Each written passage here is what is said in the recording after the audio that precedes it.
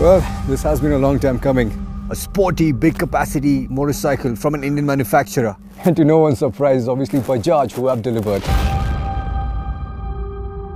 For the Dominar 400 is their most powerful bike yet to take over the mantle of the fastest Indian. The claim top speed of 148 kilometers per hour. And over the span of the next 6 minutes or so, I'm going to tell you everything that you need to know about the Dominar based on my first riding impressions. Alright, let's go for a little spin.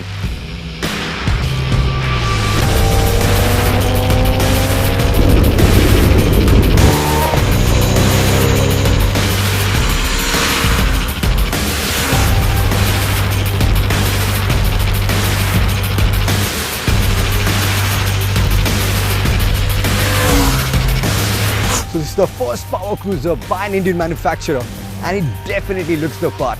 I mean, look at it. It's all muscle and brawn. It's beefed up with technology. It has this premium seat cover and a beautiful paint job to boot. But my single favorite design element on this motorcycle is undoubtedly the new headlamp. It's full LED. The first time we are seeing that on an Indian motorcycle. It's got daytime running lights, and I gotta say, for a single cylinder, this bike also sounds pretty darn good.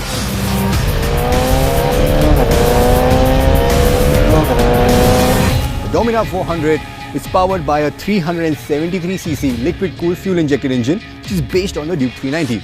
But this one is in a different state of tune. That's because this is powered by a more economical single overhead cam, because the focus here was more torque low down than more power higher up. So even though this makes about 9 PS less than the Duke 390 and the same amount of torque, both the maximum torque as well as the power kicks in a lot earlier.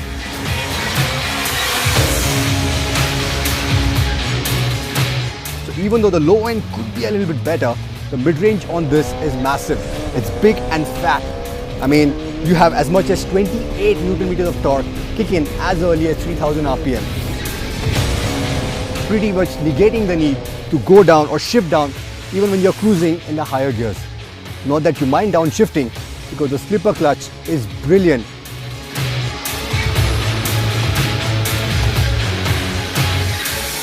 Also, I love the power delivery. It's nice and smooth and linear, not as frantic as the Duke 390, especially if you want to cruise. The only grudge that I have against this engine is the buzz, which sets in at about 4000 RPM on the pegs and the handlebars, and it increases as you go closer and closer to the rev limiter. Now don't get me wrong, it's not too bad, and in fact if you're flogging the bike and going really hard at it, you won't even notice it. But when you are taking it easy and riding easily, going on a steady pace, that's when it can get quite distracting. So for a bike which can accelerate from 0 to 100 in 8.3 seconds, that's claim figures though, we will test it in our comprehensive review. And one which weighs about 36 kgs more than the Duke 390, the Dominar obviously needs good brakes. And it has them on paper. You have the biggest in class 320mm disc, you have steel braid lines, and to be honest, yeah, it does have the initial bite and feedback. It doesn't have the outright stopping power in my books, because it still coasts for a fair bit before coming to a stop, even when you're going hard on the brakes. So that's an area where I think the Dominar could be a little bit better. But hey, you finally have dual channel ABS, and we can only be happier. Although, I'm not so sure about the stunter folks, because the ABS on this cannot be switched off. From a handling perspective, I was really curious to see how the perimeter frame, which you have seen on the NS and the RS, does with an engine which is almost twice its size. I mean, of course, the perimeter frame has been tweaked for this engine and the new rigid swing arm, but the overall package works really well together. I mean, you have solid straight line stability. It also inspires a lot of confidence in corners. I mean, obviously it's not as quick on its feet like the Duke 390, but for a bike of this size and this dimension, it tips into corners rather easily. It surprises you, and it's rather sure-footed thereafter. And also, consider this, you have the same ground clearance as the RS200, which means you can have a lot of fun in the canyons before you start grazing foot pegs. And and that's saying something, because at the end of the day, this is supposed to be a power cruiser. This was made to rule the highway.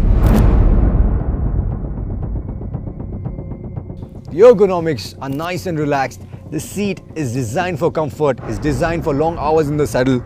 The seat height is low. The clutch is really light. You have beefy 43mm forks at the front now and dual spring monoshock. And I think that's what has really transformed this machine, because the ride quality on this is exceptional. And even though this suspension setting is a little on the stiffer side, which is why this bike is so enjoyable, the monoshock is adjustable, which means that you can still tweak it around a fair bit.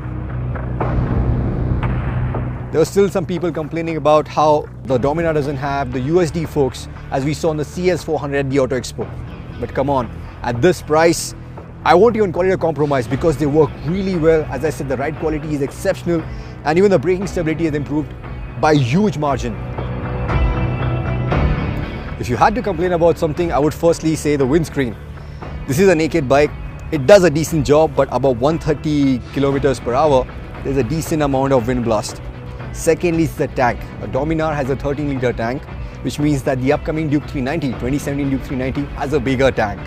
And even though it has Bajaj's patented triple spark technology, which promises a frugal fuel economy about 30 to 32 kilometers per liter, I would still prefer a range of about 500 to 550 kilometers, which the Mojo delivers with its 21-liter tank. But seriously, we have no room to complain, because the Dominar 400 non-ABS variant can be yours for just 1.36 lakhs. And this baby, fully loaded, is yours for 1.5.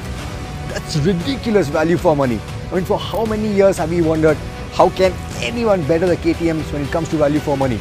Well, Bajaj just did that with the Dominar. I mean, yes, it's not perfect, but still a very solid product.